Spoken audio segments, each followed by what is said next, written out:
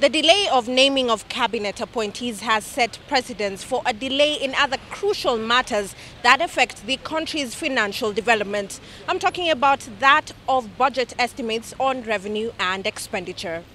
The date April 30th has been set aside under the law as the deadline for the country's budget estimates to be presented to Parliament. That day is tomorrow, and so far not even the vetting of Cabinet Secretary nominees has begun, despite the President's assurance on the same. The process of budget making is still on course, and I do believe that as much as the times are really tight, I really do believe that Treasury will submit the required budget policy statement on time and deliver the budget on time.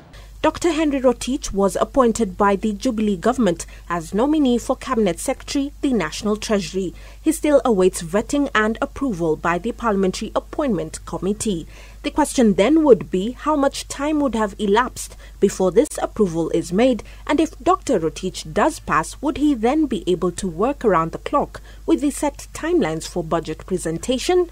The law stipulates that the Cabinet Secretary, National Treasury, should have introduced 3 crucial documents to Parliament on or before 30th of April.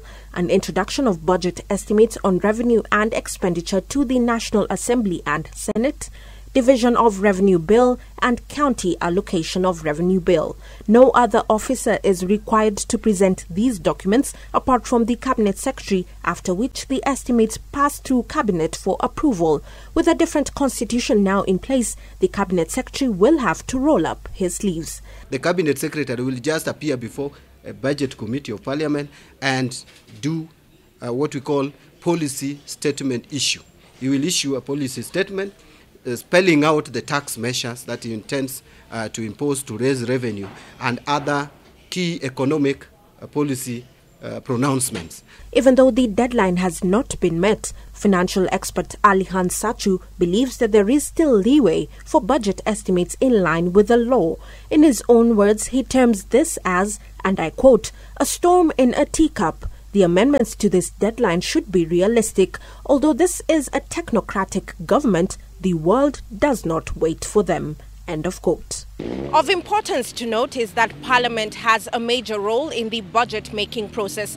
Once it passes these estimates, then there will be an appropriation bill, which once approved, we have a winner. But of course, before then, we're yet to wait for another deadline, hoping that this one will be met. Reporting for JSO at 7, I am Melline Myendo.